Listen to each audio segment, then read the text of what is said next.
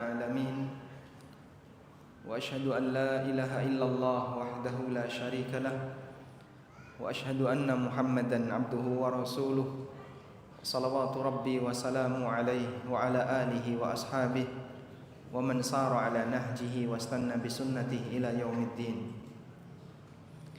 Alhamdulillah, puji syukur kita haturkan kehadirat Allah. Dialah zat yang menunjukkan bagi para hambanya kepada iman yang lurus. Dengan iman yang benar, seorang hamba bisa meyakini apa saja yang wajib dia yakini dan meninggalkan keyakinan yang seharusnya tidak dia yakini. Kita bersyukur kepada Allah, Allah jadikan kita sebagai muslim ahlu sunnah yang memiliki iman terhadap masalah takdir yang benar. Dan insyaallah nanti kita akan pelajari lebih detail tentang bagaimana iman kepada takdir sesuai dengan apa yang disampaikan oleh Nabi SAW yang disebutkan dalam Al-Quran maupun hadis, dan sebagaimana bimbingan yang diberikan oleh para ulama. Salawat dan salam tidak lupa kita haturkan kepada Nabi Agung Muhammad SAW atas bimbingan yang beliau berikan kepada kita sehingga kita bisa merasakan indahnya Islam sampai detik ini.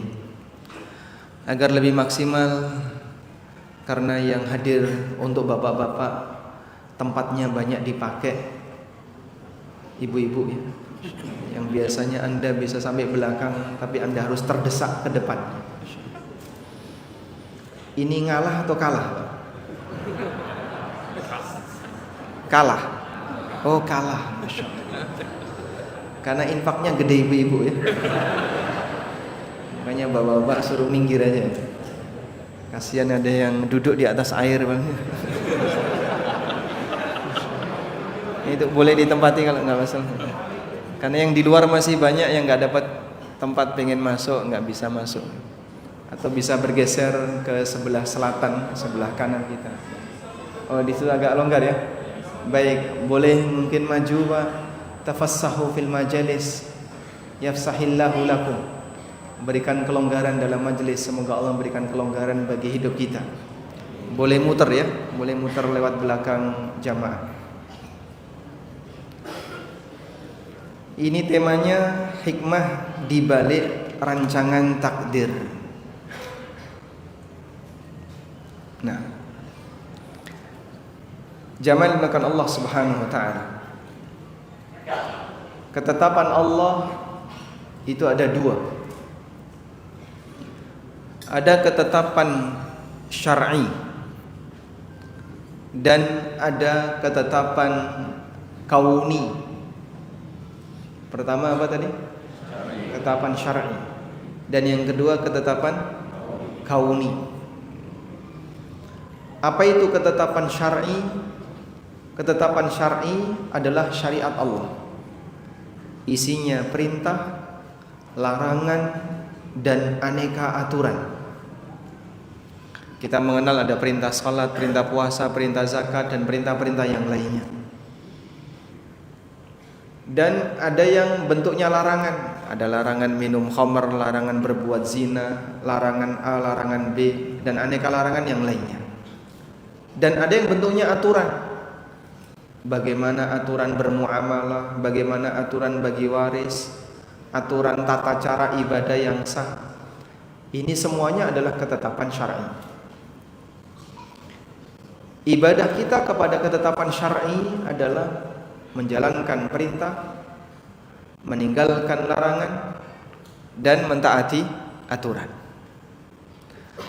Ketika ada seorang yang beribadah tapi ibadahnya tidak sesuai dengan panduan, berarti dia melanggar dari sisi ketetapan aturan. Misalnya ada orang wudu tapi wudunya asal-asalan, cuci tangan, kemudian cuci kaki, terus basuh muka, kemudian ngusap kepala, sholat. Sah atau tidak? Sah atau tidak? Kenapa? Karena wudunya tidak sesuai aturan. Dia kebalik ketika wudu. Dan saya nemu orang yang kayak gini, Pak, di bandara. Diingetin, Bapak wudunya kebalik, tidak sah. Nggak apa-apa. Wudu kebalik kok nggak apa-apa, gimana? Karena dia nggak sadar dalam wudhu sendiri ada aturan. Oh, yang penting kan basah tuh mas. Kalau yang penting basah, bapak basah-basahin badan. Bukan yang penting basah, ada aturan. Orang yang sholat misalnya, habis ruku langsung sujud. Loh kenapa kok sujud? Nah, ini sudah di bawah, sekalian aja turun. Kalau naik lagi, wah mindun gawe nih. Sah nggak sholatnya? Tidak sah. Kenapa? Dia meninggalkan rukun. Demikian pula ketika dia puasa, belum masuk hilal Syawal sudah hari raya. Saya sudah telepon Tuhan. Itu nanti akan viral lagi. Kemarin viral, nanti viral lagi. Karena berita suka nyari yang model-model kayak gitu. Dan itu nambah pengikut. Dan seperti itu, bagaimana nasib puasanya Pak? Ya dia berdosa. Matahari, bulan masih demikian terang benderang, belum habis bulan Ramadan dia sudah berhari raya. Dia hari raya tanggal 27 Ramadan. 27 Ramadan sudah berhari raya. Bulannya masih kelihatan. Nah, itu semuanya adalah praktek di mana orang melakukan amalan tapi tanpa aturan. Dia beramal tapi tidak pakai aturan. Termasuk juga masalah bagi waris yang salah, cara bermuamalah yang salah. Ketika Anda beribadah kepada Allah sesuai dengan aturan Allah, maka ibadah itu bernilai sah. Kemudian yang kedua, ada ketetapan kauni. Apa itu ketetapan kauni? Ketetapan kauni artinya takdir. Semua yang Allah ciptakan di alam raya ini adalah bagian dari ketetapan kauni. Dan Allah Subhanahu wa taala menakdirkan sesuai dengan apa yang Dia kehendaki. Lalu ibadah kita terhadap ketetapan kauni bagaimana? Apakah mengikuti takdir itu ibadah? Sebagaimana mengikuti perintah itu ibadah? Kalau sebatas mengikuti takdir, manusia tidak bisa keluar dari takdir. Bisa nggak manusia menghindar dari takdir, Pak? Nggak mungkin. Maka bentuk ibadah kepada takdir bukan melawan takdir, mengikuti takdir atau tidak melawan takdir, bukan. Karena orang tidak mungkin bisa melawan takdir. Wah ini lihat nih, ini sikap melawan takdir. Mana mungkin ada orang bisa melawan takdir? Semua yang Allah takdirkan pasti terjadi. Sehingga bagaimana bentuk ibadah kita terhadap takdir? Bentuk ibadah kita terhadap takdir adalah ridho dengan apa yang ditakdirkan oleh Allah. Karena tidak semua takdir itu sesuai yang diinginkan oleh manusia. Ada takdir yang disenangi sama orang, sehat, kaya, baik, kemudian bagus, cakep, dan seterusnya. Orang senang yang seperti itu. Ada juga takdir yang kurang disukai oleh manusia, miskin, sakit, bodoh, dan aneka turunan yang terjadi pada musibah-musibah yang dialami oleh manusia. Bagi seorang mukmin, dia mengakui ini semuanya Allah yang menetapkan. Dan saya dituntut untuk ridho kepada seluruh perbuatan Allah. Maka ibadah seorang mukmin terhadap takdir adalah meridhoi apa yang telah ditetapkan oleh Allah Subhanahu wa taala, baik yang dia sukai maupun yang tidak dia sukai. Karena itu Nabi sallallahu alaihi wasallam mengajarkan tentang takdir, wa tu'mina bil qadari khairihi wa syarrih, dan kau beriman kepada takdir yang baik maupun yang buruk. Mengimani takdir baik, mengakui bahasanya yang baik ini Allah yang menciptakan. Mengimani takdir buruk, dia juga mengakui yang buruk ini juga Allah yang menciptakan. Semuanya tidak ada yang keluar dari ciptaan Allah. Dan kita ridho dengan semua yang telah Allah tetapkan. Apabila manusia bisa komplit di dua bagian ini, dia bisa beribadah pada ketetapan syar'i dan dia bisa beribadah kepada Allah dalam urusan ketetapan kauni, faqad istakmalal iman, maka imannya sempurna. Dia beribadah kepada Allah dengan menjalankan perintah, dengan menjalankan larangan. Di saat dapat musibah, dia ridho, dia sabar, nggak grundel, nggak gersuloh. Ada nggak orang yang beribadah syar'i tapi gagal di ibadah kauni? Ada? Di zaman Nabi SAW seperti itu sudah ada. Seorang pejuang, mujahid, demikian gigih ketika bertempur sampai para sahabat mengatakan bau surga. Nah, orang kalau mati pasti masuk surga. Tapi apa yang dikatakan Nabi SAW? Huwa finnar, dia masuk neraka. Ya Rasulullah, yujahidu fi sabilik, dia berjihad di jalan Allah, kenapa sampai masuk neraka? Akhirnya ada satu sahabat yang penasaran, akan aku ikuti orang ini, kenapa sampai dia disebut oleh Nabi SAW sebagai penduduk neraka. Diikutin terus dia berjuang, banyak sekali musuh-musuh yang dia bunuh ketika di medan jihad, hingga kemudian dia terkena senjata, sehingga dia nggak sanggup lagi untuk bangkit. Dan dia dalam kondisi kesakitan ketika kena senjata, tapi nggak langsung mati, menahan sakit dia nggak kuat. Akhirnya dalam kondisi dia nggak sabar, apa yang dia lakukan? Bunuh diri. Dia balik pedangnya, gagangnya ditaruh di bawah, terus dia rebahkan badannya ke arah pedang, akhirnya dia mati. Kemudian orang itu balik kepada Nabi SAW dan dia mengatakan, nu'minu annaka la Rasulullah, aku beriman bahwasanya adalah utusan Allah, karena tidak mungkin bisa tahu seperti ini kecuali utusan Allah. Sehingga dia mungkin melakukan ibadah, bentuknya ibadah syar'i, melaksanakan salat, bahkan berjihad, tapi dia tidak sabar dengan ibadah kauni. Sehingga di saat dia diuji oleh Allah dengan aneka penyakit, diuji oleh Allah dengan aneka kemiskinan, dia nggak sabar, lalu dia mutung, kemudian dia bunuh diri.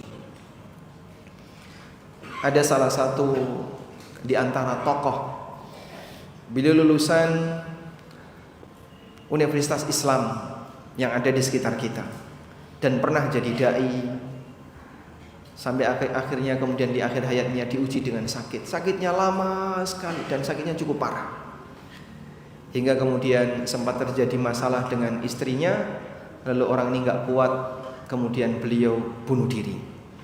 Sangat mungkin terjadi pada siapapun. Oleh karena itu jamaah, penguatan semacam ini diperlukan oleh siapapun. Bahkan sampai orang yang sudah dekat dengan agama perlu penguatan tentang masalah iman kepada masalah takdir. Karena nggak semua orang punya daya tahan terkait masalah takdir yang telah Allah tetapkan kepadanya. Baik, selanjutnya jamaah, berkaitan dengan masalah takdir, Nabi SAW memberikan perhatian khusus terkait masalah takdir. Dan itu bisa kita temukan dari hadis Jibril alaihissalam. Apa itu hadis Jibril? Jibril datang dalam rupa manusia. Nabi SAW sedang duduk bersama para sahabat. Kemudian beliau mendekat kepada Rasulullah SAW dan bertanya tentang beberapa hal. Apa saja yang ditanyakan? Islam, iman, ihsan. Kemudian kapan kiamat dan tanda kiamat. Ada 5 hal. Semuanya dalam bentuk dialog. Jibril bertanya, dijawab oleh Nabi SAW. Begitu Jibril pergi, Rasulullah SAW tanya kepada para sahabat, atadruna manis sa'il, tahukah kalian siapa yang tanya tadi? Sahabat menjawab, Allah wa rasuluhu a'lam. Kemudian Nabi SAW mengatakan, innahu Jibrilu atakum yu'allimukum dinakum. Itu adalah Jibril yang datang kepada kalian untuk mengajarkan isi agama kalian. Dan hadis Jibril itu semuanya membahas masalah agama. Maka Islam, iman, ihsan, dan berkaitan dengan masalah kiamat, ini semuanya adalah masalah agama. Sehingga iman bagian dari agama, sebagaimana pendidikan tentang Islam juga bagian dari agama. Kemudian saat Nabi SAW ditanya oleh Jibril tentang iman, akhbirni anil iman, jelaskan kepadaku apa itu iman. Rasulullah SAW menyebutkan 5 rukun iman secara berurutan dan 1 rukun iman terpisah. Antu'mina billahi wa malaikatihi wa kutubihi wa rusulihi wal yaumil akhir. Terus wa tu'mina bil qadari. Diulang lagi. Dan kau beriman kepada takdir khairihi wa syarri, yang baik maupun yang buruk. Ketika disendirikan, menunjukkan bahasanya ada perhatian khusus. Anda misalnya disuruh sama orang tua, tolong nanti muliakan tamu yang datang ya. Muliakan semua tamu yang datang, muliakan Pak Adi dan Pak Budi. Pak Adi dan Pak Budi termasuk tamu. Ketika menyebutkan nama itu berarti apa? Ada penekanan. Terutama Pak Adi dan Pak Budi muliakan lebih. Sehingga ketika diulang oleh Nabi sallallahu alaihi wasallam, wa tu'mina bil qadari khairihi wa syarrihi, dan kau beriman kepada takdir yang baik maupun yang buruk, di sini memberikan penekanan dalam urusan masalah takdir. Baik. Ada apa sehingga iman kepada takdir ini diberikan tekanan yang lebih oleh Nabi sallallahu alaihi wasallam? Dalam sejarah perjalanan sekte yang muncul di tengah kaum muslimin,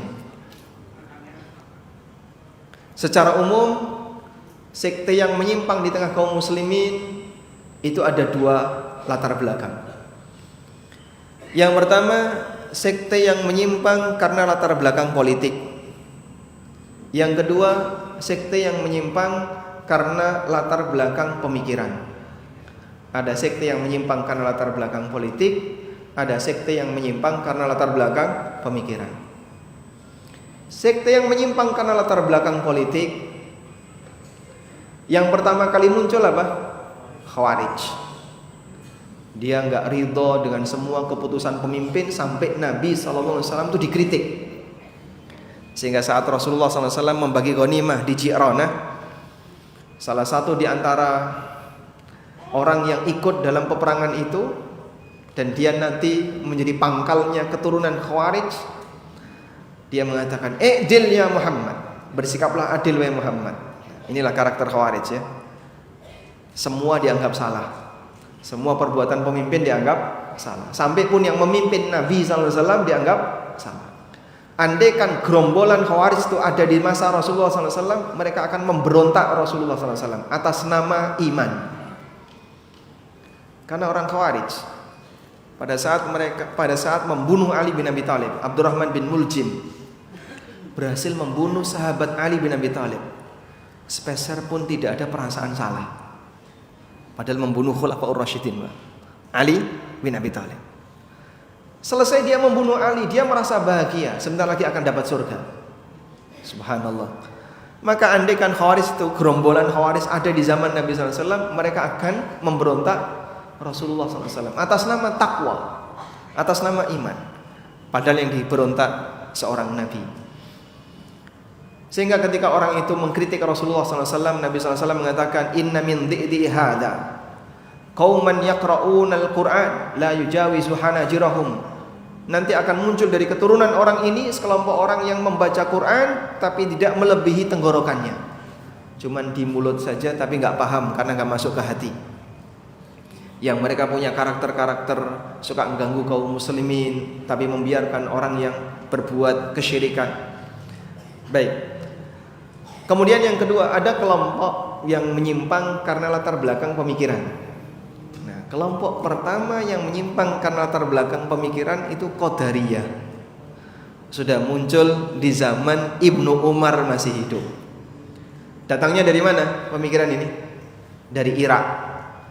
Ada salah satu tokoh Qadariyah di masa silam, namanya Ma'bad bin Khalid al-Juhani, yang dia wafat tahun 80 Hijriah. Ma'bad bin Khalid al-Juhani, dia menyebarkan pemikirannya di Irak. Dan itu pangkal asal mula pemikiran Qadariyah yang ada di Irak. Sampai ada orang Irak yang ketika haji berangkat ke kota Mekah, dia berdoa kepada Allah, semoga Allah mempertemukan kami dengan orang soleh yang bisa kami jadikan teman diskusi untuk menyampaikan kasus yang ada di Irak. Ketemulah mereka dengan Ibnu Umar radhiyallahu anhu. Lalu mereka cerita, di tempat kami ada orang seperti ini dan dia punya anggapan bahwa al-amru unufun. Kejadian yang ada di alam ini bukan karena ciptaan Allah, tapi terjadi karena seketika. Terjadi seketika tanpa ada ciptaan dari sang pencipta. Akhirnya Ibnu Umar menyampaikan hadis Nabi SAW, yaitu hadis Jibril tentang masalah iman kepada takdir. Lalu sampaikan kepada dia. Kalau kamu sudah pulang, sampaikan kepada Ma'bad bin Khalid al-Juhani bahwa aku dan dia beda agama. Kalau sudah beda agama berarti gimana? Yang benar yang mana? Mungkin gak Ma'bad yang benar? Tidak mungkin. Tayyib.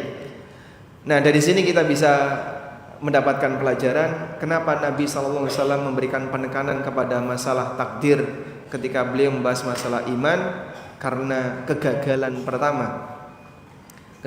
pertama dalam masalah pemikiran yang terjadi di tengah kaum muslimin, dan itu sekte yang menyimpang yang pertama dalam masalah pemikiran adalah sekte Qadariyah. Sebelum ada Jahmiyah, sebelum ada Murji'ah, sebelum ada sekte-sekte yang lain. Tayyib. Murji'ah itu muncul di masa di masa Hajjaj bin Yusuf Ats-Tsaqafi setelah pemberontakan Ibnul Ash'ath. Sedangkan Qadariyah sebelum itu, karena Ibnu Umar masih hidup. Nah, ini menunjukkan bahwasanya di tempat kita atau kaum muslimin mengalami kegagalan dalam masalah iman kepada takdir itu lebih awal, sebelum gagal iman-iman yang lain. Karena dengan sebab gagal dalam masalah memahami rukun iman itulah kemudian muncul aneka penyimpangan yang terjadi di masyarakat. Selanjutnya jamaah, berkaitan dengan kegagalan dalam masalah iman kepada takdir, ada dua kelompok besar. Kelompok yang pertama namanya Qadariyah, kelompok yang kedua namanya Jabariyah. Mereka punya paham yang saling bertolak belakang. Qadariyah mengingkari takdir dengan aneka tingkatan yang mereka miliki. Jabariyah sebaliknya, semua tindakan manusia ini gak punya pilihan, sehingga manusia itu ibarat wayang yang dikendalikan oleh dalang. Mau menghadap ke kanan karena dihadapkan oleh dalang, menghadap ke kiri karena dalang. Oleh karena itu, menurut Jabariyah, orang yang berbuat maksiat dia gak punya kehendak sehingga tidak boleh disalahkan. Loh, kenapa? Dia gak punya pilihan, sehingga kita berbuat apapun itu karena Allah Ta'ala yang mengendalikan semuanya. Ya sudah, berarti yang berbuat salah gak boleh disalahkan. Cara bantah Jabariyah gimana? Dia dipukul. Setelah dipukul mau balas gak dia? Balas. Loh, gak bisa. Saya memukul kamu ini juga karena dikendalikan oleh Allah. Kamu gak boleh nyalahin saya. Rusak hidup ini kalau pemahaman Jabariyah ini bisa menyebar di masyarakat. Maka paham Qadariyah akan merusak pemikiran umat, sebagaimana paham Jabariyah juga bisa merusak pemikiran umat. Karena itulah jamaah dimuliakan Allah, ahlu sunnah berada di titik pertengahan, tidak ekstrim sebagaimana layaknya Qadariyah, dan juga tidak ekstrim sebagaimana layaknya Jabariyah. Mereka punya pemahaman yang benar berkaitan dengan masalah takdir. Baik, selanjutnya, rambu apa yang perlu kita miliki, rambu-rambu apa yang perlu kita pahami ketika kita membahas masalah takdir, agar kita tetap berada di atas garis yang lurus pada saat kita menyinggung masalah takdir. Rambu yang pertama, bahwa kalau kita menyinggung masalah takdir, jangan terlalu mendalam, karena bisa dipastikan bingung. Ada banyak hal yang kadang ketika kita nggak tahu, bagian itu serahkan kepada ilmu Allah, karena manusia tidak tahu. Ngejar-ngejar bagian itu terus dikejar, maka justru hasilnya akan membingungkan, sehingga orang akan capek mengejar membahas masalah takdir tapi nggak ada hasil. Dan Nabi SAW sudah mengingatkan akan hal ini, sebagaimana disebutkan dalam hadis riwayat Tabrani, "Idza dzukira ashabi fa'amsiku." Kalau kalian diajak debat untuk membahas masalah sengketa di antara para sahabatku, fa'amsiku, maka tahan diri. Wa idza dzukiral qadar fa'amsiku, dan kalau kalian diajak debat masalah takdir, tahan diri. Artinya jangan terlalu mendalam. Ketika kita membahas masalah perselisihan di antara para sahabat, antara Ali dengan Aisyah, Tolha dan Zubair. Ini realita yang terjadi di masa silam, bagian dari penggalan sejarah yang pernah terjadi di masa sahabat. Bahas sengketa mereka boleh nggak, Pak? Bahas sengketa yang terjadi di antara para sahabat boleh nggak? Boleh atau tidak? Ya? Menyinggung sejarah masa silam antara Ali pernah berperang dengan Aisyah bersama pasukannya, boleh atau tidak? Nyinggung itu boleh nggak? Bahas itu boleh nggak? Kok ragu jawabnya? Hah? Boleh? Boleh. Kenapa boleh? Ya, tergantung latar belakangnya. Kalau orang membahas sengketa di antara para sahabat, tujuannya dalam rangka untuk menghina sahabat, ini tercela. Tapi kalau orang membahas sejarah yang pernah terjadi di kalangan para sahabat dengan tujuan mengambil pelajaran darinya agar bisa ya diketahui bagaimana cara yang tepat ketika kita menghadapi perbedaan pendapat, tidak masalah. Saya kasih contoh ya. Kadang mohon maaf ada sebagian orang yang pada saat membahas sengketa antara Ali dan Muawiyah terus menghina salah satu, terutama yang sering dihina siapa? Muawiyah radhiyallahu anhu. Sampai ada yang mengkafirkan Muawiyah, ada yang menyebut Muawiyah orang fasik, ada yang menghina Muawiyah dengan aneka macam penghinaan. Dan saya kira sahabat Muawiyah radhiyallahu anhu akan memiliki pahala yang besar. Karena setiap orang yang menghina Muawiyah, mencela Muawiyah, nanti dia akan berhadapan dengan Muawiyah di hari kiamat. Tinggal dia perhitungkan siapa yang akan dibela oleh Allah, kamu ataukah Muawiyah. Meskipun fenomena semacam ini sudah ada sejak masa silam. Ada orang yang pernah bertanya kepada Abdullah bin Mubarak, gurunya Imam Bukhari ya, Abdullah bin Mubarak, mana yang lebih afdal, Muawiyah ataukah Umar bin Abdul Aziz? Kita tahu siapa Umar bin Abdul Aziz, tapi Umar bukan seorang sahabat, Umar tabi'in.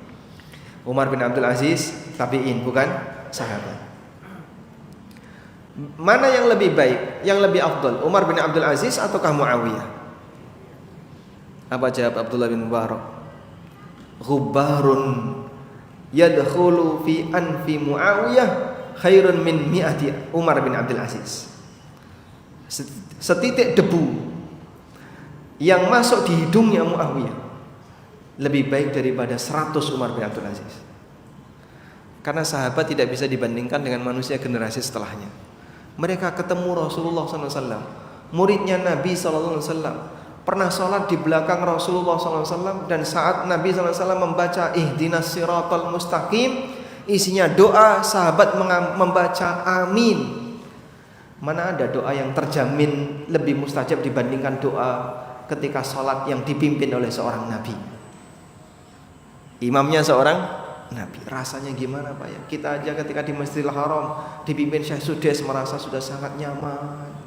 Kunut yang lama kayaknya semuanya pasti mustajab, padahal nggak jaminan. Anda bisa bayangkan ketika yang mimpin sholat adalah seorang Nabi, diaminkan oleh orang-orang soleh di belakangnya, luar biasa. Makanya menyinggung sengketa di antara para sahabat, kalau sampai menimbulkan pelecehan kepada salah satu di antara mereka, hukumnya haram. Karena semua sahabat itu mulia, meskipun mereka sempat bersih tegang antara satu dengan yang lain karena ijtihad yang berbeda.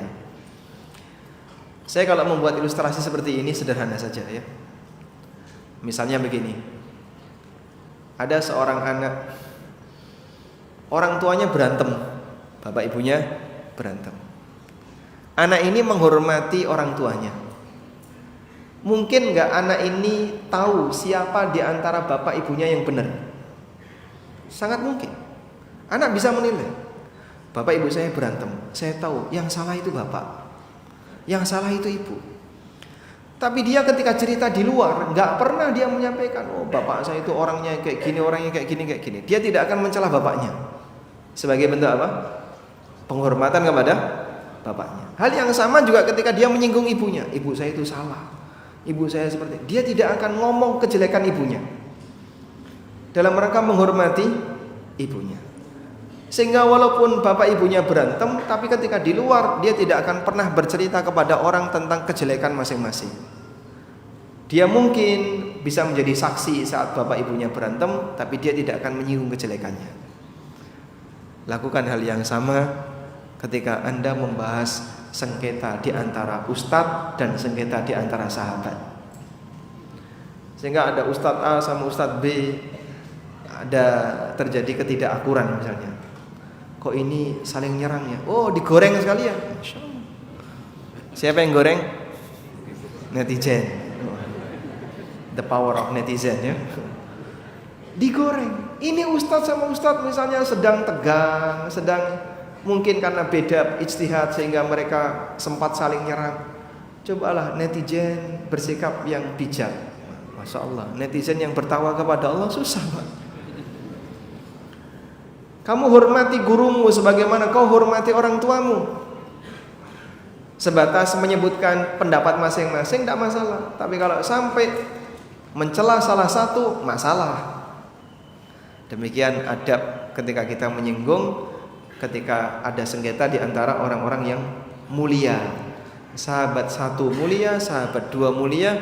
Kalaupun mereka sedang tegang, itu tidak menurunkan kemuliaannya. Dan kamu tidak bisa menandingi kemuliaan mereka, maka jangan jadi hakim. Boleh sebatas menyebutkan, tapi jangan menghakimi. Terus yang menghakimi siapa Pak? Kembalikan kepada Allah Subhanahu wa taala penciptanya. Baik. Sikap itulah sikap yang tepat kalau kita diajak dialog tentang masalah sengketa di antara para sahabat. Demikian pula Nabi SAW mengingatkan, wa idza dzukiral qadaru fa'amsiku. Kalau kamu diajak untuk membahas masalah takdir, fa'amsiku, tahan diri. Jangan terlalu dalam, malah bingung, pusing. Ya salahmu sendiri. Kenapa kamu terlalu dalam membahasnya? Maka cukup bahas sampai di sini saja. Selebihnya yang tidak tahu serahkan kepada Allah Subhanahu wa taala. Baik. Selanjutnya, prinsip atau rambu yang kedua, bahwa Allah tidak akan pernah ditanya tentang perbuatannya. Semua perbuatan yang Allah lakukan, yang Allah tetapkan, baik berupa aturan maupun ketetapan takdir, apakah nanti Allah dimintai pertanggungjawaban? Ya, apakah Allah akan dimintai pertanggungjawaban atas perbuatannya? Nol, tidak. Kalau manusia dimintai pertanggungjawaban enggak? Ya. Perbuatan kita akan dimintai pertanggungjawaban. Maka Allah tunjukkan hal ini dalam Al-Quran. La yus'alu amma yaf'alu wa hum yus'alun. Allah tidak akan ditanya terhadap apa yang dia lakukan, tapi kalianlah yang akan ditanya. Maka kenapa kalian malah sibuk membahas perbuatan Allah tapi melupakan perbuatan diri sendiri? Kelakuanmu itu nanti akan dipertanggungjawabkan di akhirat. Kamu malah memperdebatkan takdir yang gak ada ujungnya. Paham ya? Sehingga orang yang terlalu sibuk dan mendalam bahas masalah takdir sampai dia pusing, saya kok bingung masalah ini. Kamu yakini Allah tidak akan dimintai pertanggungjawaban untuk perbuatannya, tapi kamu nanti di akhirat akan dimintai pertanggungjawaban atas perbuatan kamu. Pilih jalan selamat. Milih mana? Bahas perbuatan Allah atau bahas perbuatan diri sendiri? Bagi orang yang sadar akan konsekuensi, dia akan lebih memilih, ya saya fokus pada perbuatan saya. Jika memang ini salah, akan saya tinggalkan. Begitu ya? Itulah orang yang cerdas, karena dia tahu konsekuensinya. Allah ingatkan hal ini dalam Al-Quran, la yus'alu amma yaf'alu wa hum yus'alun. Baik. Di saat yang sama kita juga diingatkan, sehebat apapun kau membahas masalah takdir sampai mendalam, sampai pusing, itu sepeser pun tidak akan mengubah takdir. Karena takdir akan tetap berlalu, akan tetap jalan, walaupun hasil pembahasanmu beda dengan konsep yang diajarkan oleh Al-Quran. Kok kayak gini ya takdirnya? Gak seperti yang saya pelajari. Emang takdir harus ngikuti kamu? Loh, harusnya kayak gini takdir itu. Kata siapa? Allah berbuat sesuai yang Dia kehendaki. Wa yaf'alu ma yaf'alu Allah Subhanahu wa taala fa'alun lima yurid. Dia berbuat sesuai dengan apa yang Dia kehendaki. Maka Dia berbuat sesuai dengan apa yang dikehendaki, bukan yang dikehendaki oleh makhluk. Misalnya begini, Pak, katanya kalau orang itu berdoa pasti diijabahi. Kamu tahu dari mana? Loh, katanya Quran bilang seperti itu.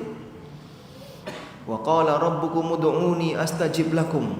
Rabb kalian berfirman, ud'uni, mintalah kepadaku, berdoalah kepadaku, astajib lakum, aku akan ijabahi kalian.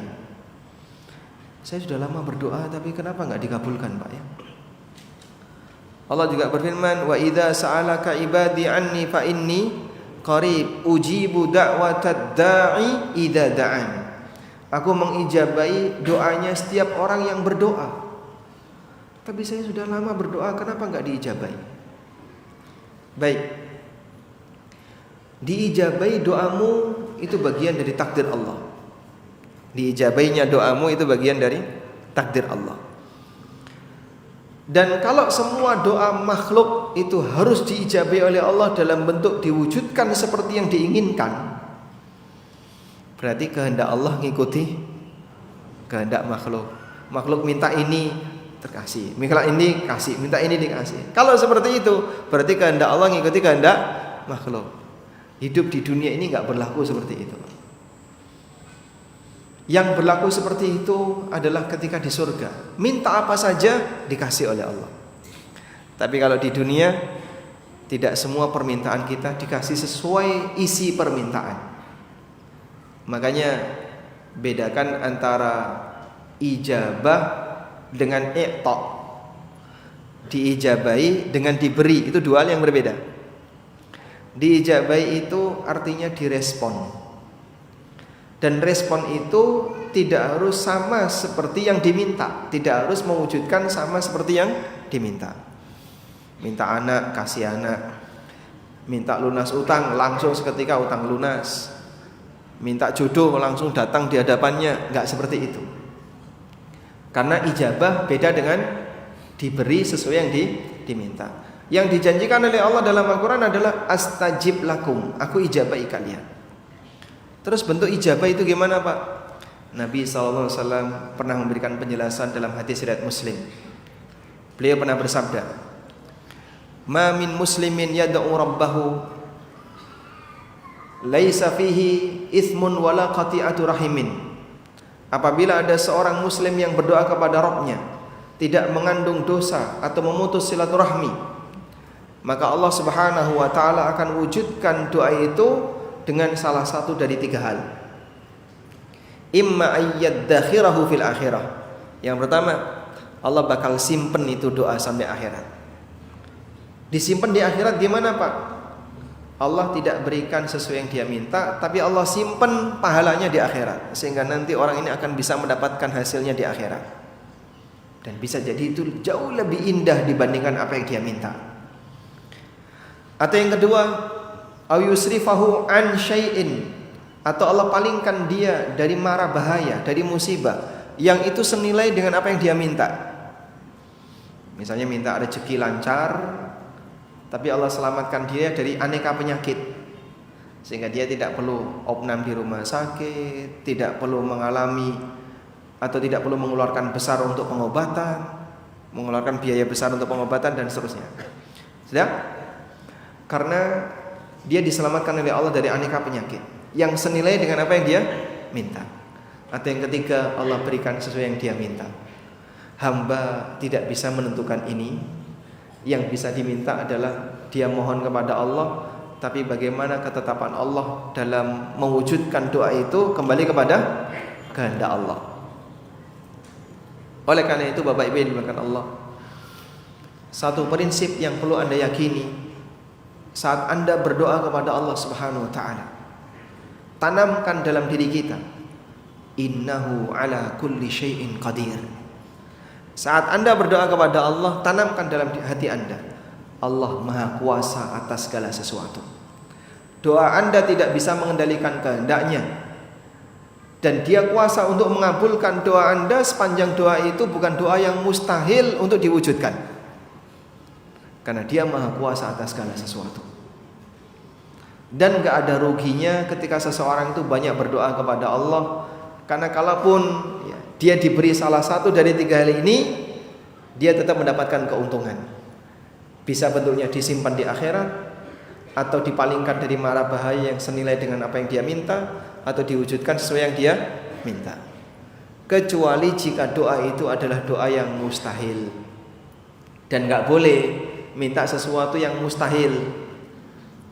Allahumma, ya Allah, jadikanlah aku seorang nabi. Boleh gak? Gak boleh. Kenapa? Tidak mungkin, karena tidak ada nabi setelah Nabi Muhammad SAW. Saya pernah dapat pertanyaan, orang yang berdoa kepada Allah dengan permintaan yang mustahil. Suaminya meninggal, dan dia sangat sedih kehilangan suaminya. Terus tanya, Pak Ustadz, boleh gak saya berdoa kepada Allah agar Allah menghidupkan suami saya kembali? Masya Allah, masih banyak pilihan yang lain. Oh, saya gak jawab kayak gitu ya. Boleh gak berdoa seperti ini? Tidak boleh. Kenapa? Mustahil manusia yang mati dihidupkan kembali. Sehingga Anda bukan Nabi Isa yang bisa menghidupkan orang yang sudah mati. Mukjizat itu berakhir pada para nabi. Sehingga Anda tidak mungkin berdoa kepada Allah untuk menghidupkan kembali makhluk yang sudah mati. Cerita-cerita mitos yang dibalut aroma agama orang sufi, tentang Abdul Qadir Jailani, Masya Allah ya. Ada ibu-ibu yang nangis. Kemudian saat Abdul Qadir Al-Jailani ini ketemu beliau, jalan kaki ketemu beliau, ditanya, kenapa kamu nangis?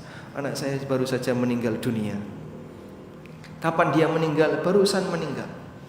Langsung Abdul Qadir Jailani terbang ke atas, kemudian menemui malakul maut yang sedang membawa arwah anak ini. Terus diminta, tolong kembalikan arwah anak ini agar dia hidup lagi. Malakul maut gak mau. Dan di belakang malakul maut ada keranjang isinya arwah. Akhirnya duel Abdul Qadir Jailani dengan malakul maut. Nah, ketika duel itu keranjangnya tumpah. Semua arwah yang ada di dalam keranjang itu jatuh balik semua, sehingga hanya di hari itu ada beberapa nyawa yang hidup kembali. Kayak gini masih ada yang percaya, Pak ya? Ini karena pengaruh film, Pak ya? Subhanallah. Tayyib. Jadi orang memberikan pujian kepada orang terpuji, tapi pujian yang berlebihan itu tidak menambah orang itu semakin terpuji, justru semakin merendahkan. Mau bikin cerita-cerita bohong kayak gini kan justru menghina Abdul Qadir Jailani. Baik, kembali ke sini. Pada posisi kita berdoa kepada Allah, kalaupun tidak diwujudkan oleh Allah dalam bentuk apa yang kita minta, kita nggak ada ruginya. Maka para sahabat langsung mengatakan, idzan nukthir ya Rasulullah. Berarti kalau begitu kita perbanyak untuk berdoa ya Rasulullah. Lalu Nabi SAW mengatakan, Allahu aktsar, Allah lebih banyak lagi mengabulkan doa hamba. Anda tidak perlu khawatir ketika banyak berdoa, kalaupun tidak diwujudkan sesuai yang Anda minta, masih ada pilihan yang lain yang insya Allah semua itu baik. Sebutkan seorang Nabi yang berjuang dalam doanya, dan beliau merasa saya nggak pernah kecewa dengan doa saya, walaupun tidak pernah dikabulkan. Zakaria alaihissalam. Nabi Zakaria alaihissalam itu berdoa minta anak dalam posisi istrinya mandul dan sudah tua. Coba masih muda mandul, makin tua makin mandul. Tapi beliau berdoa kepada Allah sampai beliau mengatakan, walam akum bidu'aika rabbi syaqiyya, dan aku tidak pernah merasa kecewa ya Allah ketika berdoa kepadamu. Nggak ada istilah saya itu sudah doa lama, kok ini PHP ya Pak Ustadz. La haula wala quwata illa billah. Bapak itu ruginya apa sih kalau berdoa? Doa nggak modal aja kok. Bayar berapa ketika berdoa? Perlu daftar dulu nggak? Ada biaya registrasi. Kenapa orang itu sedih dan bahkan kadang grundel, emosi di saat dia berdoa tapi tidak diijabahi? Sampai ada yang bilang, udahlah, bosan saya berdoa, minta juga nggak bakalan dikabulin. Mutong dalam berdoa. Pak, tolong jaga lisannya. Kamu itu ngomong sama siapa? Didengar oleh siapa? Sehingga dia protes kepada Allah Ta'ala karena permohonannya tidak dikabulkan. Protes kepada Zat yang dia maha kuasa atas segala sesuatu. Maka Bapak perlu sadar bahwa saat Bapak berdoa, innahu ala kulli syai'in qadir. Dia maha kuasa atas segala sesuatu. Dan perbuatan Allah tidak mengikuti kehendak Bapak. Kalau perbuatan Allah mengikuti kehendak manusia, setiap doa diwujudkan, gimana kira-kira hidup ini? Kacau. Petani minta sering hujan, yang di proyek minta jarang hujan. Doanya bareng, penjual es doa biar nggak hujan, penjual bakso doa hujan. Lalu mana doanya yang dikabulkan? Tayyib. Sehingga kita mohon kepada Allah Subhanahu wa taala, mudah-mudahan Allah memberikan hidayah kepada kita semuanya dan berikan hidayah bagi kita yang rajin berdoa, terus rajin berdoa, dan kita tahu posisi kita saat kita berdoa. Selanjutnya, bahwa saat kita belajar tentang masalah takdir, tujuan utamanya adalah memahami hikmah, bahwa semua perbuatan Allah itu pasti ada hikmahnya dan didasari oleh ilmu. Semua perbuatan Allah itu pasti ada hikmahnya dan didasari oleh ilmu. Karena tidak ada perbuatan Allah yang dilakukan serampangan, asal-asalan. Semua perbuatan Allah didasari oleh ilmu dan hikmah, walaupun tidak semuanya kita tahu. Nah, kalaupun kita nggak tahu hikmahnya, Pak, ya sudah, jangan memaksakan diri. Ini kenapa sih kok kayak gini? Kenapa? Apa hikmahnya kayak gini? Apakah semuanya kau harus tahu? Kalau semua rahasia Allah kau harus tahu, berarti kau adalah orang yang maha berilmu. Maka tidak semua yang Allah rahasiakan makhluk harus tahu. Ada banyak hal di mana makhluk tidak tahu dan dia perlu sadar, kamu ini makhluk. Dan tidak semua apa yang diilmui oleh Allah harus kau ketahui. Allah tegaskan dalam Al-Quran, wala yuhituna bi syai'im min ilmihi illa bima syaa.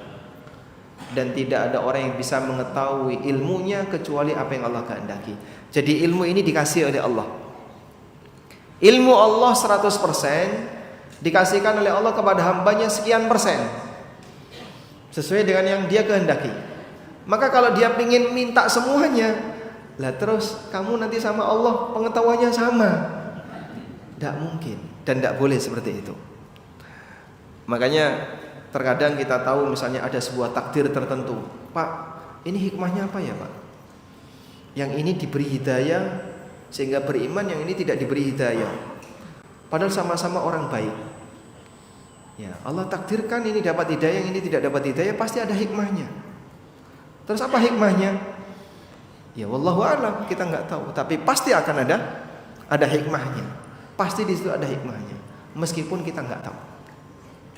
Contoh sederhana ya. Seorang pasien setelah berobat ke dokter, lalu divonis oleh dokter, Bapak harus diamputasi. Pasiennya nggak terima.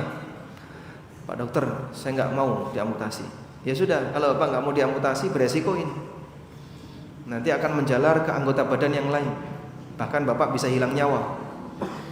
Kalau begitu tolong dokter jelaskan dulu ke saya, biar saya yakin dengan keputusan saya.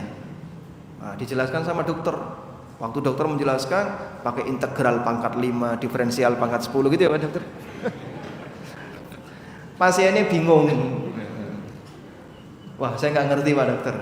Sebagai pasien yang baik, dia pasrahkan ke dokter atau tetap ngeyel? Hah?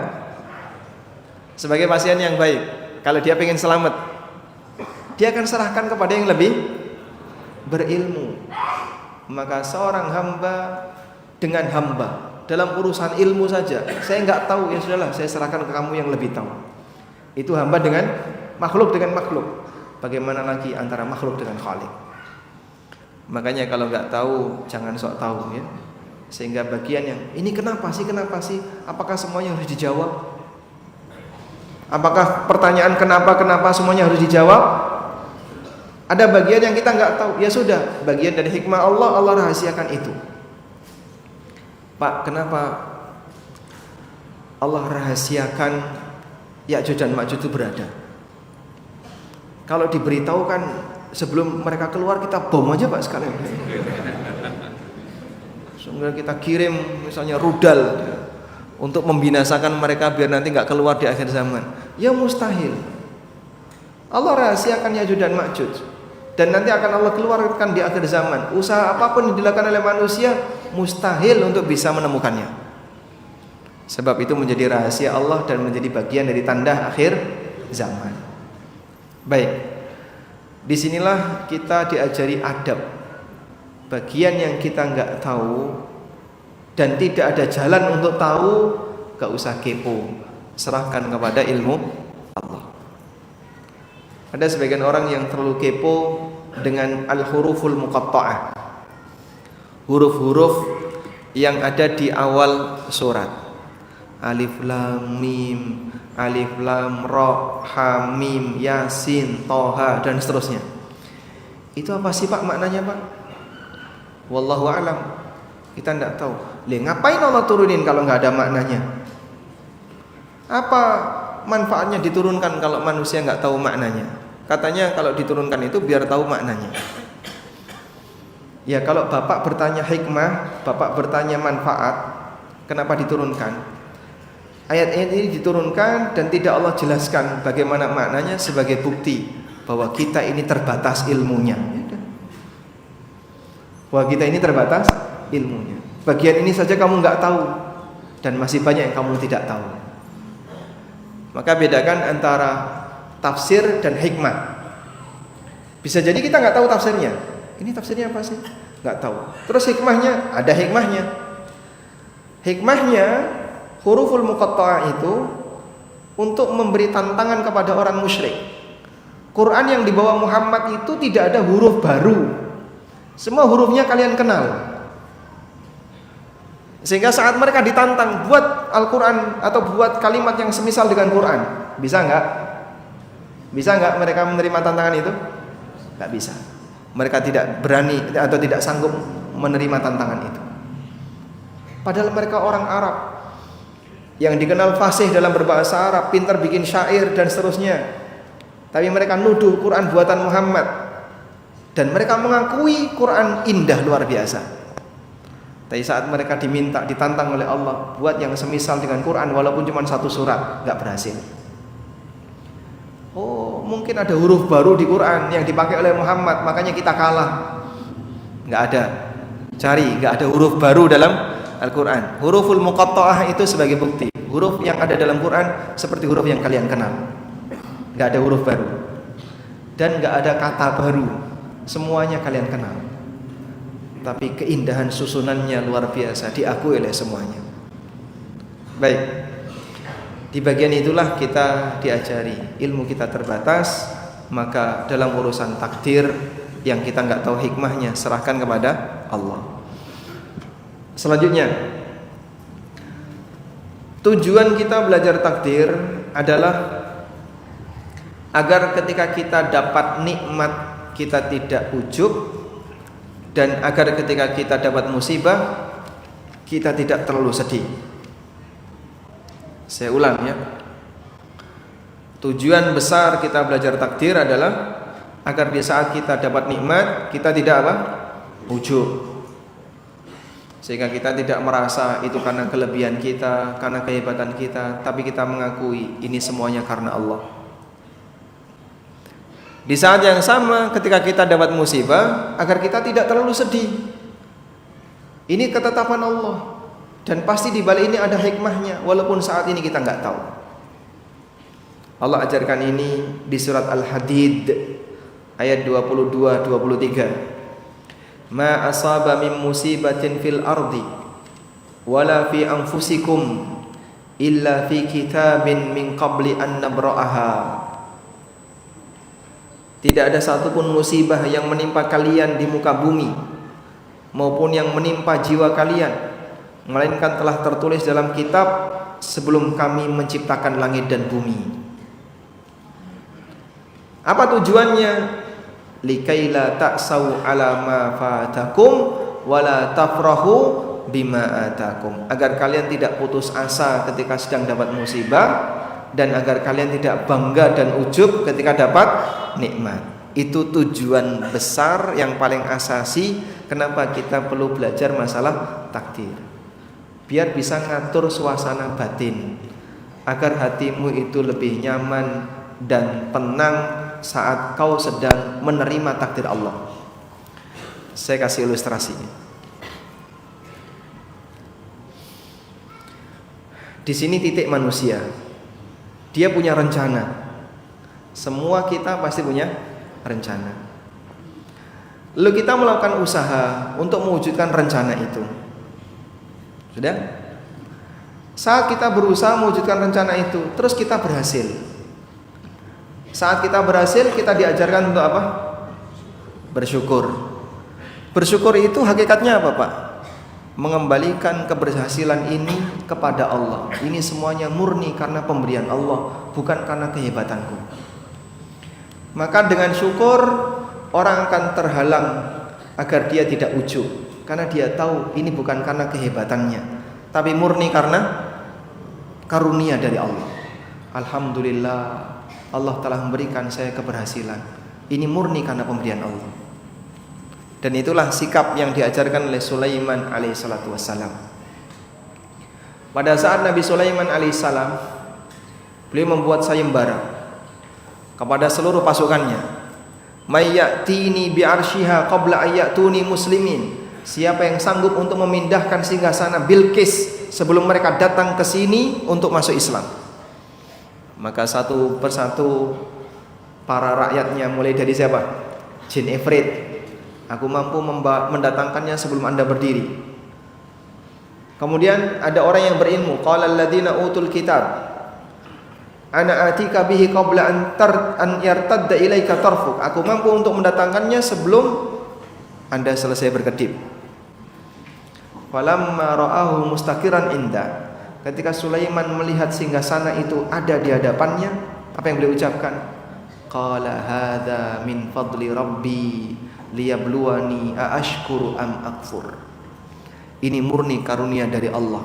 Allah hendak mengujiku, apakah aku bisa jadi orang bersyukur ataukah jadi orang kufur. Nah itu contoh ya. Setelah berhasil, dia bilang apa?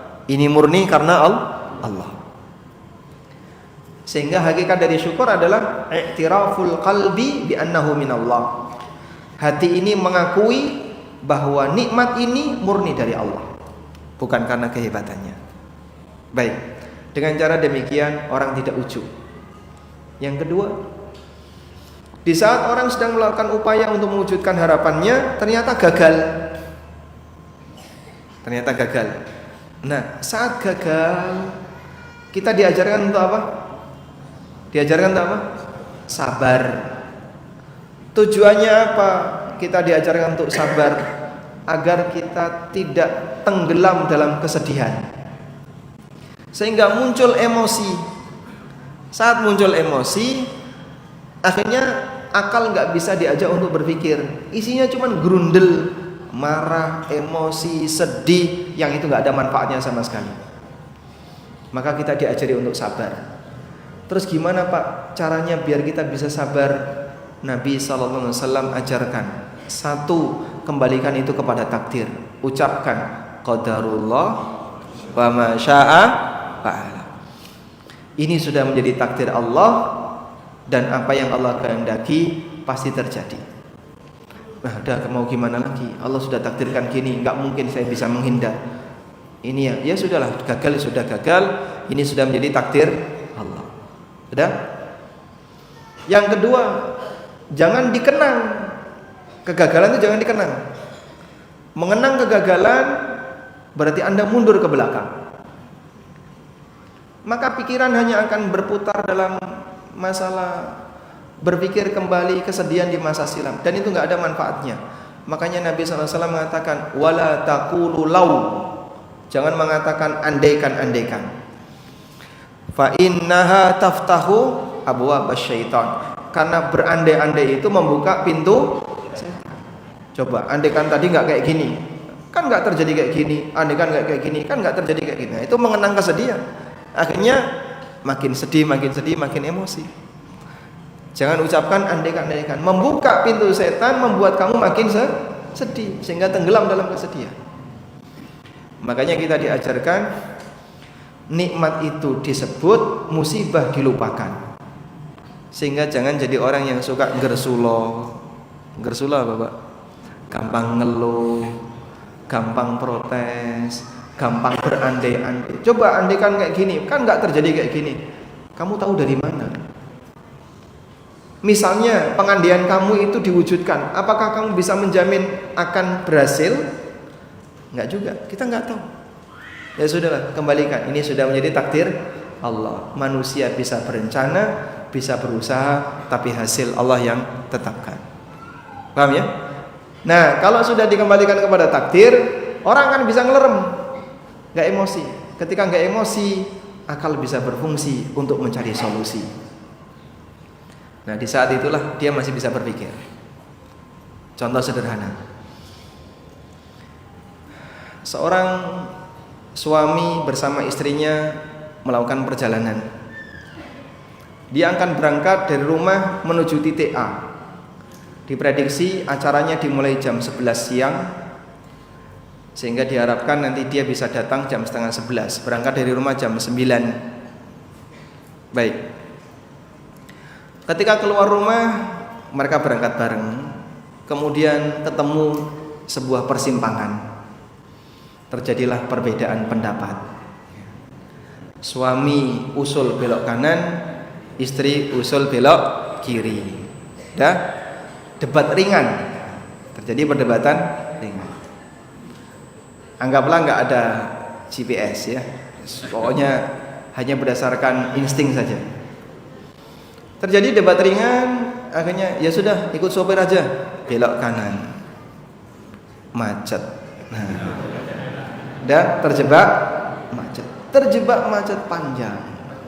Baik, saya mau tanya sama bapak-bapak,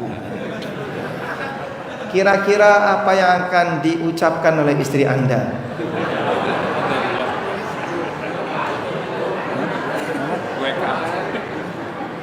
Satu, disalahin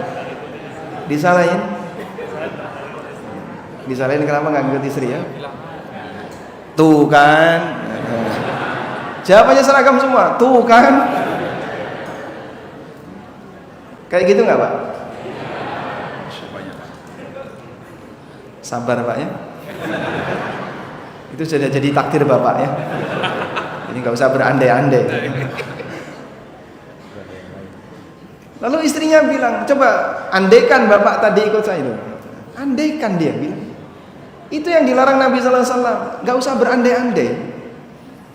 Ketika dia bilang andai tadi ikut bapak tadi ikut saya coba, pasti gak kena macet. Dari mana kamu tahu? Sama-sama gak tahu takdir.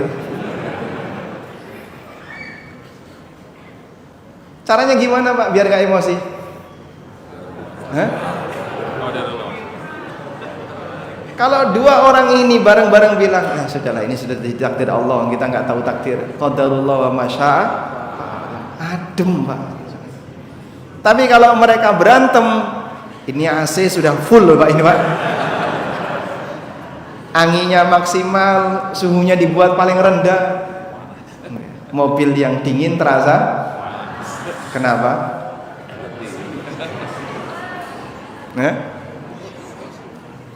Karena dua orang ini berantem. Makanya Nabi SAW melarang, gak usah berandai-andai. Dia ucapkan qadarullah ma syaa fa'ala. Karena masing-masing tidak tahu takdir. Ini baru perjalanan yang pendek. Anda dalam rumah tangga sedang melaju ke perjalanan yang jauh lebih panjang untuk menentukan banyak hal yang perlu diputuskan suami istri, berkaitan dengan masalah pendidikan anak, berkaitan dengan masalah keputusan A, keputusan B, dan seterusnya. Dan pasti terjadilah sengketa, terjadi gesekan disebabkan karena beda pendapat. Kenapa bapak tidak ikut saya, kenapa ibu tidak ikut saya, andai sering terjadi. Kita diajarkan, kalau Anda mengatakan qadarullah ma syaa fa'ala, ketika terjadi kegagalan, maka Allah akan berikan solusi yang terbaik. Hatinya tenang. Sudah, kalau adem bisa mikir solusi. Nah, di saat suasana bisa mikir solusi, tenang Pak ya. Udah, ini sudah takdir Allah. Saya carikan solusi. Telepon patwal. Ada solusinya enggak? Wallahu a'lam. Nah, disitulah pengaruh besar ketika seorang hamba dia paham tentang konsep masalah takdir. Di saat dia mengalami kegagalan, dia kembalikan itu kepada ketetapan Allah Subhanahu wa taala. Wallahu a'lam. Demikian yang bisa kita sampaikan. Mudah-mudahan apa yang kita bahas ini bermanfaat. Wassallallahu ala nabiyyina Muhammadin wa ala alihi wa sahbihi wasallam.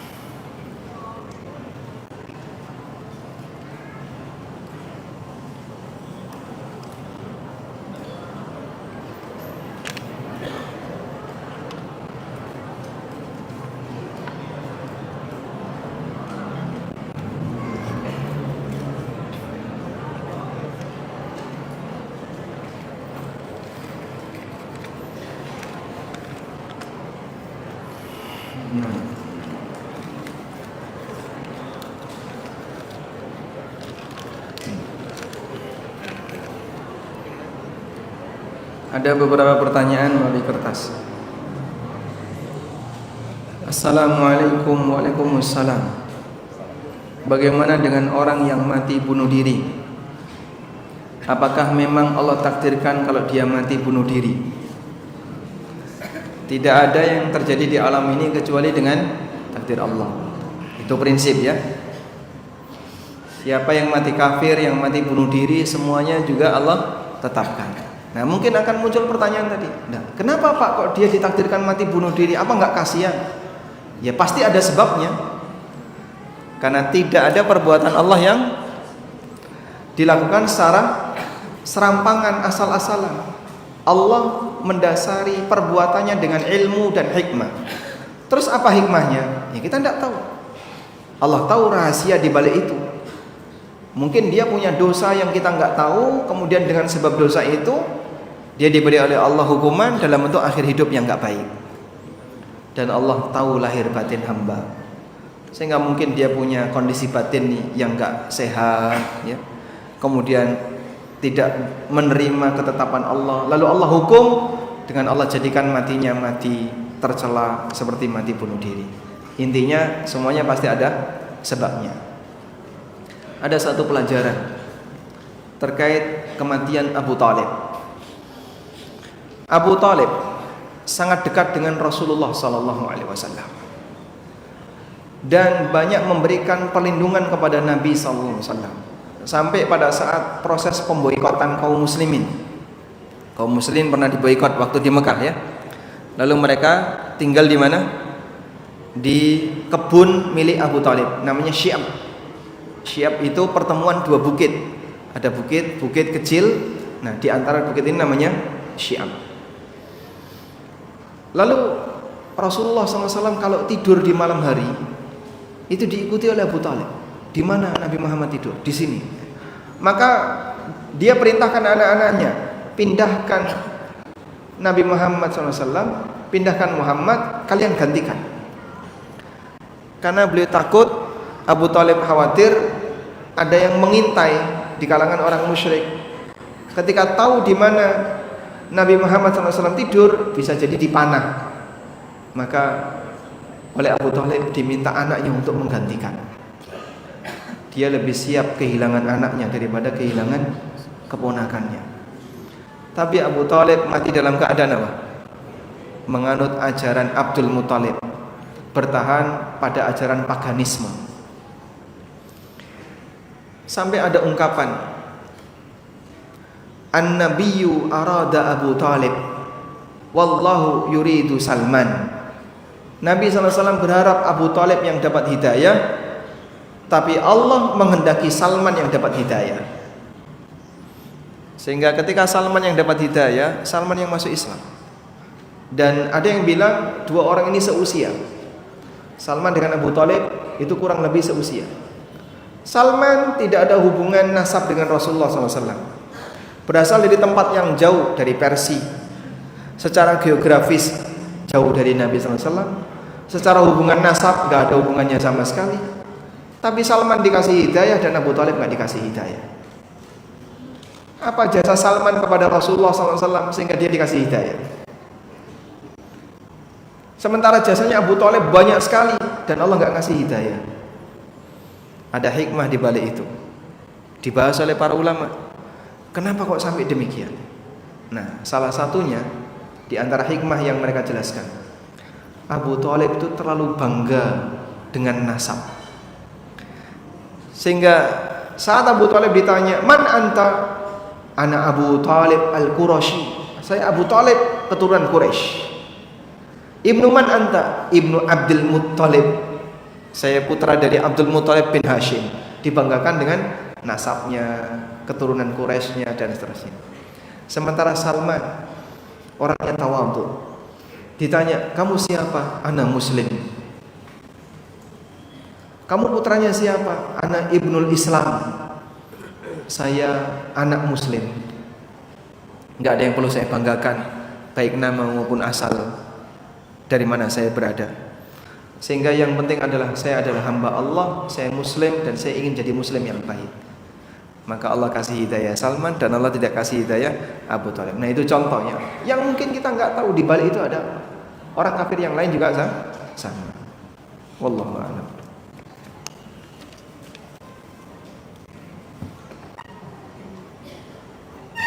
Assalamualaikum. Waalaikumsalam.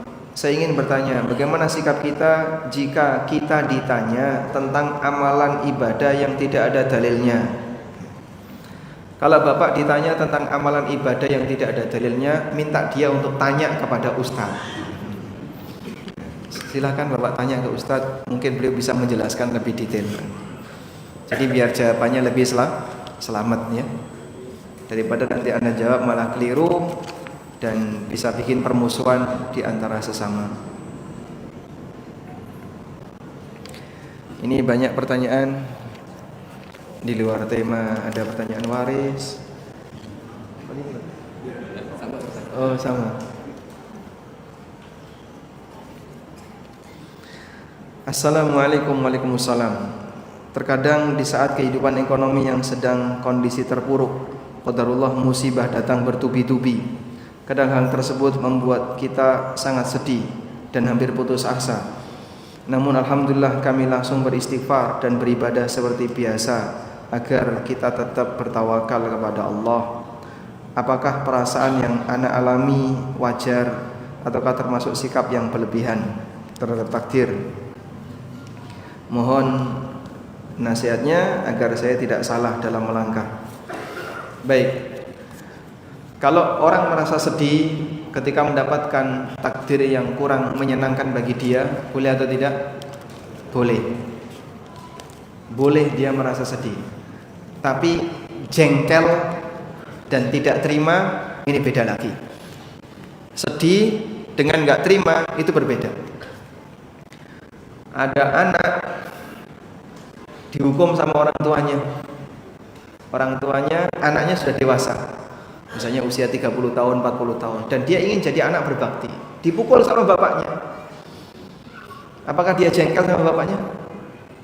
Tidak. Apakah dia sedih? Sedih. Dia sedih, kenapa bapak mukul saya? Saya tidak bersalah. Tapi dia tetap jaga hormat kepada bapaknya. Dia tetap sopan santun kepada bapaknya, sehingga dia tidak meluapkan rasa jengkel, rasa emosi kepada bapaknya. Karena dia ingin jadi anak yang berbakti. Dipukul bapaknya, dia ketawa, dia tersenyum. Karena sudah dewasa. Beda dengan anak kecil ya, yang nggak ngerti tentang itu. Dipukul melawan dia, karena dia masih kecil. Tapi ketika sudah dewasa, ketika dipukul, dia akan terus ngaku salah, walaupun bisa jadi yang salah bapaknya. Baik, sehingga sebatas sedih boleh, tapi ketika nggak terima, menampakkan jengkel, emosi, ini dilarang. Nabi SAW sudah memberikan peringatan. Innallaha idza ahabba 'abdan ibtalahum. Ketika Allah mencintai seorang hamba, Allah akan berikan ujian kepada sang hamba. Fa in radiya falahu ridha. Kalau hamba ini ridho dengan ketetapan Allah, maka Allah akan ridho kepadanya. Wa in sakhita falahu sukh. Kalau hamba ini murka, marah, emosi, maka Allah akan murka kepadanya. Sehingga Allah tahu batin kita, maka saat kita diuji dengan aneka keburukan, jangan emosi. Sedih boleh, tapi jangan marah. Sedih sama marah beda atau sama? Beda. Ada seorang ibu sedih anaknya nakal, tapi dia nggak memarahi anaknya karena masih kecil. Beda ya. Sehingga dia mungkin sedih, kenapa anak saya nggak masuk sekolah. Tapi dia nggak memarahi anaknya, karena dia tahu ini masih anak-anak, butuh bimbingan. Maka marah dengan sedih dua hal yang berbeda. Anda boleh sedih, tapi Anda tidak boleh marah. Kemudian cara agar Anda bisa lebih teguh dan lebih kuat ketika menghadapi musibah, baca kisah-kisah orang soleh masa silam yang ujiannya jauh lebih berat dibandingkan apa yang Anda alami. Ada banyak cerita tentang bagaimana ujian orang-orang soleh masa silam yang mereka lebih soleh dibandingkan Anda, ibadahnya lebih banyak daripada Anda, ketaatannya lebih maksimal dibandingkan kita, tapi Allah kasih ujian yang luar biasa. Kemudian yang ketiga, ingat-ingat nikmat yang lain yang membuat Anda lebih bisa bersyukur. Alhamdulillah saya masih punya ini, saya masih punya ini. Dengan mengingat nikmat-nikmat itu akan melupakan kesedihan dari musibah yang Anda alami. Anda masih punya iman, walhamdulillah. Anda masih sehat, walhamdulillah. Anda masih punya pikiran yang normal, alhamdulillah. Dari nikmat-nikmat itu Anda ingat-ingat. Dengan mengingat nikmat melupakan musibah. Pada saat peristiwa perang Uhud, kabar bahwa Nabi SAW terbunuh sampai di Madinah. Uhud dengan kota Madinah berapa jauh? Kurang lebih hanya 3 kilo. Sehingga dalam peristiwa perang Uhud terdengar kabar Nabi SAW wafat. Pak, suasana perang Pak, orang kan carut marut di mana-mana, sehingga berita di sini nyebrang sampai sana kita tidak tahu, buktinya mana tidak tahu, karena kacau balau, suasana orang ada di mana. Sama misalnya Anda di sini aja ya, tiba-tiba sudut sana nggak dengar yang terjadi di sudut sana, apalagi kalau kacau balau. Jumlah sahabat kurang lebih 700 orang yang ikut perang, sehingga tidak semuanya tahu bagaimana kondisi Rasulullah SAW. Tidak semuanya tahu. Maka di antara pasukan para sahabat ada yang bingung, dia betul nggak Nabi SAW wafat? Karena dia nggak lihat Nabi ada di mana. Sebab jumlah mereka banyak dan terpencar di banyak tempat. Sampai berita itu tiba di kota Madinah. Seusai perang pasukan pulang. Ada seorang wanita yang menunggu di depan gerbang Madinah, di depan kampung. Setiap kali ketemu orang, dia tanya, gimana nasib Rasulullah SAW? Terus dia diberi kabar, suamimu meninggal. Wanita ini tanya lagi, kalau Rasulullah SAW gimana? Orang kedua bilang, bapakmu meninggal. Kaifa bi Rasulillah? Terus bagaimana dengan Rasulullah SAW? Orang ketiga mengatakan, kakak laki-laki kamu meninggal. Kaifa bi Rasulillah? Terus Rasulullah SAW gimana keadaannya? Sampai ada berita Nabi SAW selamat. Nabi SAW selamat. Apa kata wanita ini? Kullu musibatin ba'daka qalil. Semua musibah sepanjang Anda selamat, bagiku itu kecil. Kehilangan suami, bapak, dan kakak dalam waktu bersamaan.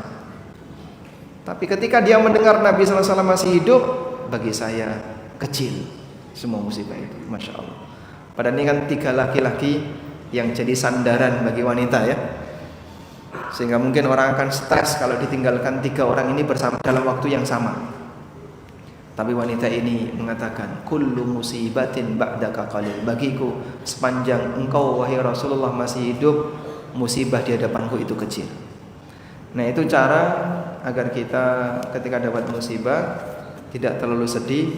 Anda ingat bagian nikmat apa yang masih bisa dikenang.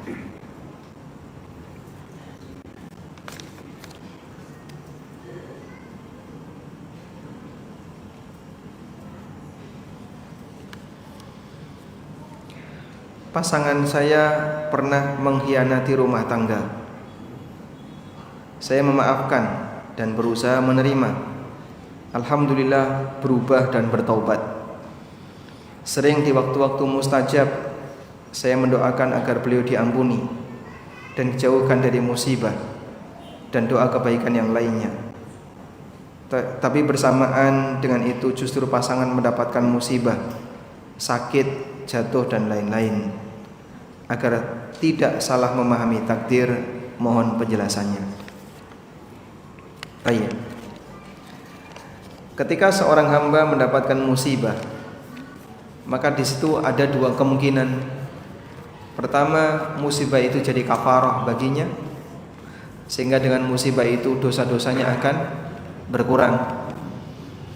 Atau yang kedua, musibah itu akan meninggikan derajatnya di surga, sehingga menambah pahala untuknya.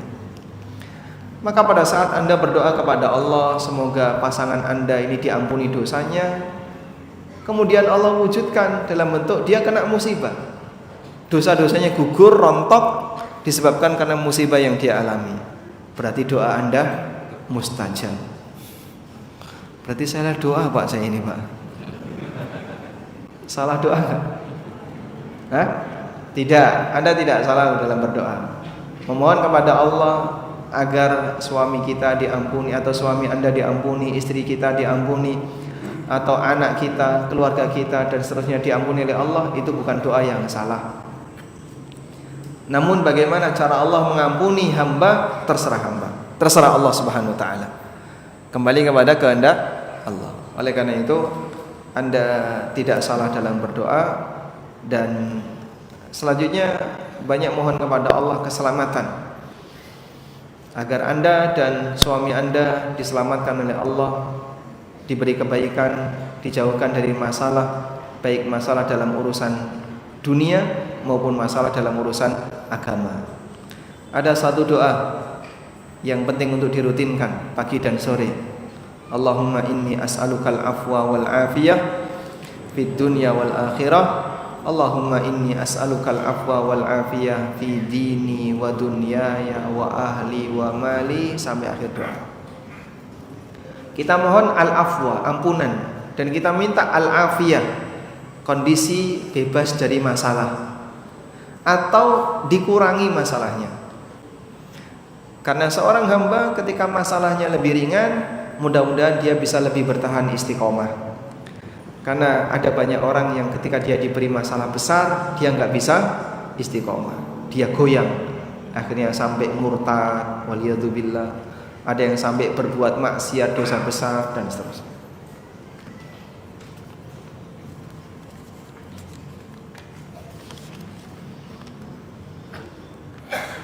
Assalamualaikum. Waalaikumsalam. Istri saya mendonorkan ASI dalam bentuk dikemas dalam botol. Apa hukum anak yang mengonsumsi ASI dari donor ASI termasuk saudara sepersusuan dengan anak saya? Jawabannya termasuk. Sehingga menyusui anak itu tidak harus langsung didekap, bisa juga diberi dengan gelas atau dengan botol atau dengan yang lainnya, dan nanti statusnya sama sebagai anak persusuan dan saudara sepersusuan bagi anak-anak Anda.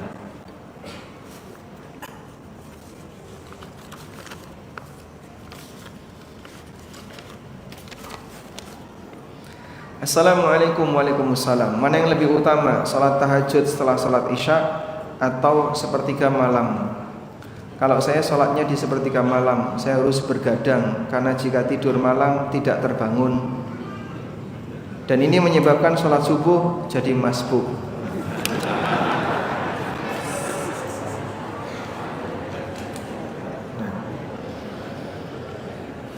Baik.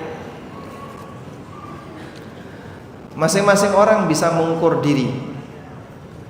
Dan terkait qiyamul lail, kita diberi pilihan sepanjang rentang dari isya sampai subuh.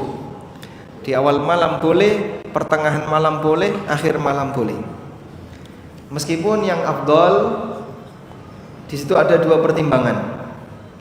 Yang afdal ada dua pertimbangan. Pertama, bagi mereka yang yakin bisa bangun malam, ini dia ringan untuk bangun malam, dimudahkan untuk bangun malam, maka sebaiknya qiyamul lail dilakukan di akhir malam. Karena itu waktu yang mustajab, waktu di sepertiga malam terakhir. Yang kedua, bagi mereka yang enggak yakin, sehingga kalau bangun tahajud selalu gagal, sudah punya rencana Pak, tapi gagal terus. Alarm sudah dinyalakan, begitu nyala matiin, terus tidur lagi. Terus kalau kayak gitu gimana? Ya sudah, berarti Anda cocoknya sholat witirnya sebelum tidur. Sebelum tidur atau selesai sholat isya. Ada 3 tingkatan. Yang pertama dilakukan setelah isya, yang kedua sebelum tidur, yang ketiga di sepertiga malam. Urutannya sesuai dengan urutan dari belakang. Yang paling afdal di sepertiga malam. Kemudian berikutnya sebelum tidur, berikutnya setelah sholat isya. Dan Anda silahkan tentukan mana yang kira-kira membuat Anda lebih nyaman dan bisa dilakukan secara istiqomah. Wallahu a'lam. Selanjutnya bagaimana kalau mengancam subuh? Kalau mengancam sholat subuh, maka jangan sampai terlalu capek sehingga Anda harus pastikan sholat subuhnya sempurna, dapat qobliyah subuh, tidak ketinggalan rakaat, itu sempurna. Akan sangat disayangkan kalau memperjuangkan sunnah tapi menggeser yang wajib. Sayang ya. Lebih baik memperjuangkan yang wajib dilakukan sempurna walaupun yang sunnah kurang sempurna.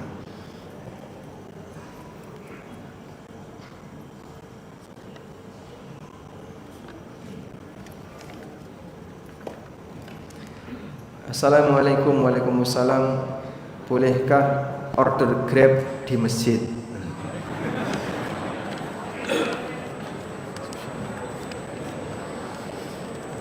Ya, yang bagus Anda keluar dulu, selesai order masuk lagi, nunggu Grabnya datang sambil dengerin kajian,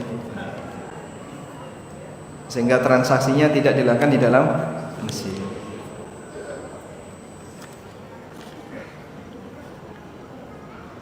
Assalamualaikum warahmatullahi wabarakatuh. Waalaikumsalam warahmatullahi wabarakatuh. Zakat emas atau perak dihitung dari harga beli atau harga jual? Yang lebih mahal yang mana? Harga yang lebih mahal yang mana? Jual. Antam menjual dengan antam beli, mahal mana? Jual. Yang lebih mahal harga jual. Jadi Anda cek harga emas antara ini sampai harga jual sekian, harga beli sekian.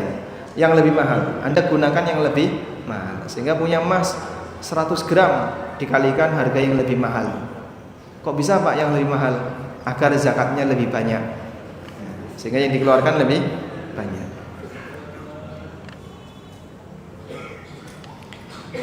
Menggunakan nilai harga saat bayar zakat atau saat pertama beli, saat bayar. Sehingga kalau selisih setahun harga emas naik, maka nanti zakat Anda lebih besar karena menggunakan harga saat bayar.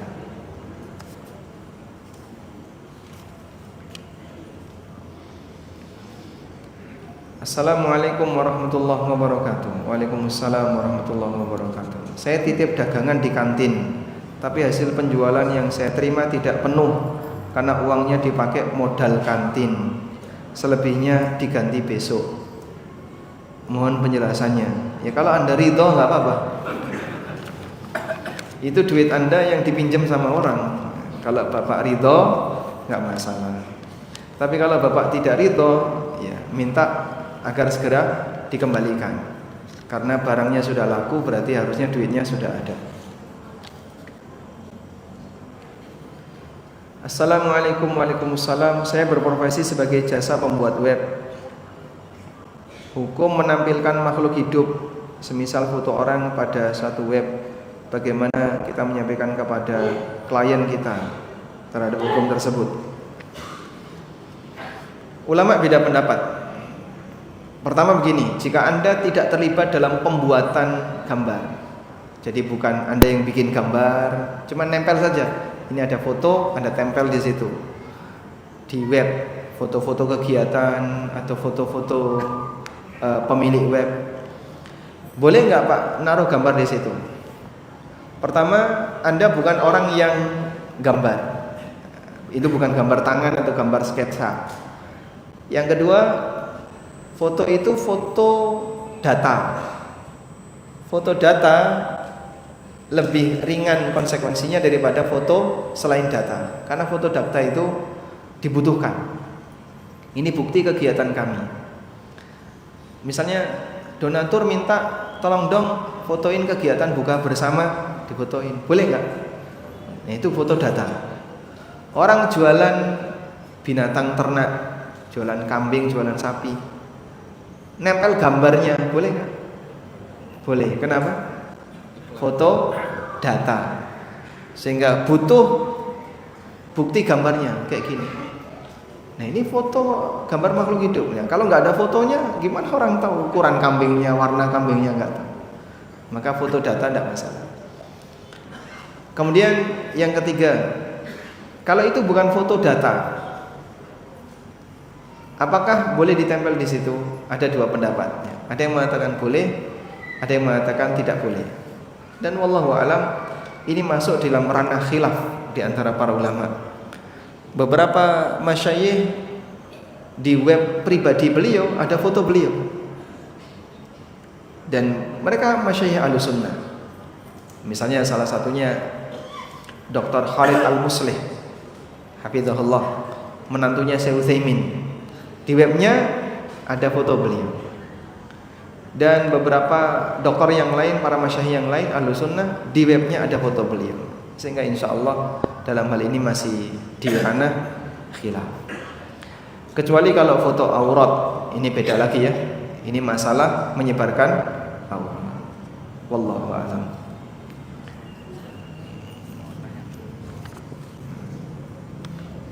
Gimana? Bacaan salat.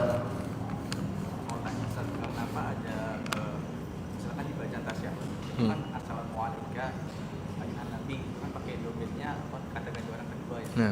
Tapi kenapa di bacaan lain misalkan sami Allah liman hamidah itu kan kata ganti orang ketiga untuk Allah, misalkan subhanallahil a'la wa bihamdihi. Nah, kenapa untuk Muhammad malah negasinya kata ganti orang kedua, tapi kalau Allah kata ganti orang ketiga? Ada yang bertanya tentang bacaan salat. Mengapa pujian kita kepada Allah ketika salat kita menggunakan kata ganti orang ketiga?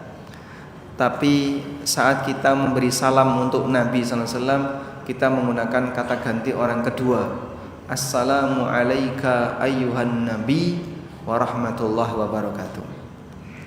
Sebenarnya tidak semua bacaan kita untuk Allah pakai kata ketiga. Ada yang pakai kata kedua. Iyyaka na'budu wa iyyaka nasta'in. Hanya kepadamu ya Allah kami beribadah dan hanya kepadamu kami minta pertolongan. Sehingga mengenai penggunaan kata ganti kedua, ketiga, kita mengikuti panduan yang ada.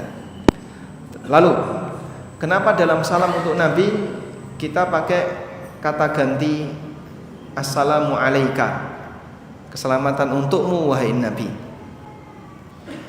Ini yang disebut dengan quwwatul istihdar, menghadirkan perasaan seolah-olah kita sedang menyampaikan salam kepada beliau, walaupun beliau tidak ada di hadapan kita, kita jauh dari beliau. Udah? Sehingga beliau mengajarkan ketika memberikan salam diucapkan dengan kalimat assalamu alayka ayuhan nabi. Sehingga quwwatul istihdar itu akan membuat orang merasa saya sedang menyampaikan salam kepada Rasulullah sallallahu alaihi wasallam. Ya, sama misalnya orang berada di tempat yang jauh dari orang tuanya, tapi dia menulis sesuatu untuk orang tuanya pakai kata ganti Anda atau bapak, ibu, padahal orang tuanya tidak ada di hadapannya. Sehingga boleh-boleh saja menggunakan kata ganti orang kedua walaupun yang bersangkutan berada di tempat yang jauh. Dan salam itu ditujukan kepada yang lebih dekat pada asalnya. Lalu baru setelah itu ditujukan kepada yang jauh.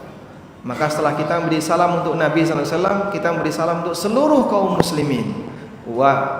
Assalamu alayka ayyuhan nabi wa rahmatullahi wa barakatuh. Assalamu alayna wa ala ibadillahi salihin. Dan kalau kita memberikan salam seperti ini, maka mencakup semua hamba yang soleh di langit dan di bumi. Karena dulu para sahabat ketika memberi salam saat sholat, mereka nyebut nama.